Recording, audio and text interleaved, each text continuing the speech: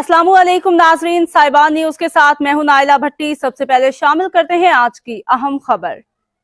शदीद गर्मी के बायस मासूम बच्चे बगैर किसी हिफाजती इंतजाम के नहाने के लिए वाह में उतर रहे हैं, जिससे उनकी जानों को शदीद खतरा लाहक हो गया है। मकामी ज़राए के मुताबिक वाह का पानी गहरा होने के साथ साथ इसका बहाव भी तेज है, जो बच्चों के लिए इंतहाई खतरनाक साबित हो सकता है। इलाका मुकीनों का कहना है कि हर साल यहाँ डूबने के अफसोसनाक वाक़यात पेश आते हैं, लेकिन इसके बावजूद कोई मौसर हिफाजती इंतजाम नहीं किया गया।